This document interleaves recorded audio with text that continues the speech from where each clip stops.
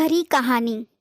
एक दिन ठेले पर भार अधिक होने के कारण रामू उसे ठीक से संभाल नहीं पाया और तेज गति से आती ट्रक से भिड़ गया। अगले ही पल उसकी मौत हो गई और उसके पीछे रह गई उसकी पत्नी मालती और 2 छोटे बच्चे मुन्नी और मुन्ना। एक तरफ रामू का अंतिम संस्कार किया जा रहा था और दूसरी तरफ उसके बच्चे बिलख रहे थे।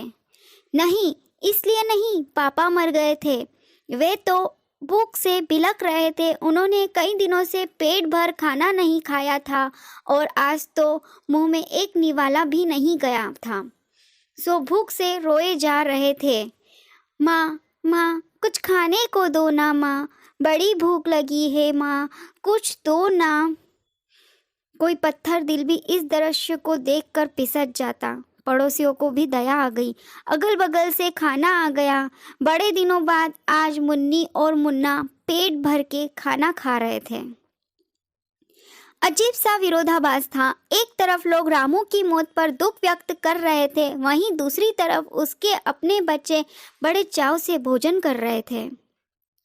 मालती ने अगले कुछ दिन इसी तरह से उधार लेकर और इधर उधर से मांग कर अपना बच्चों का पेट पाला, लेकिन ये कब तक चलता?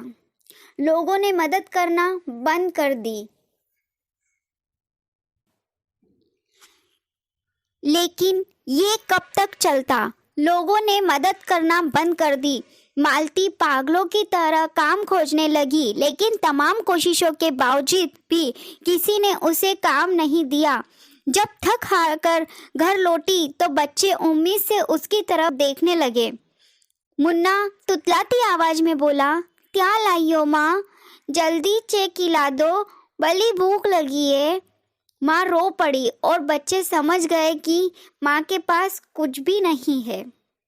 एक पल के लिए अजीब सा सन्नाटा पिसर गया।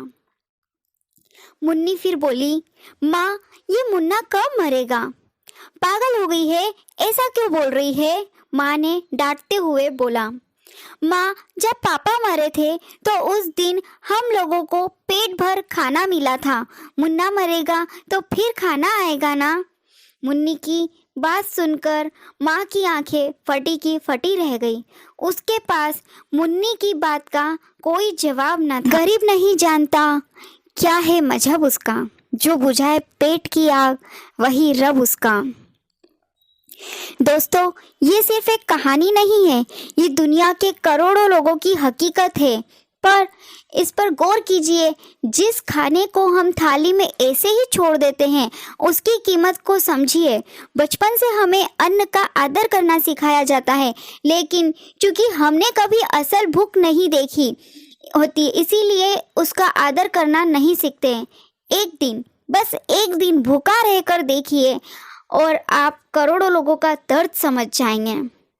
दोस्तों, ये दिल छू जाने वाली दुख भरी कहानी आपको कैसी लगी? कृपया अपने कमेंट्स शेयर करें और इस कहानी को अपने मित्रों व प्रियजनों को भी साझा करें। हमारी कहानी अगर आपको पसंद आई हो तो हमारी कहानी को लाइक करें एवं चैनल को सब्सक्राइब करें।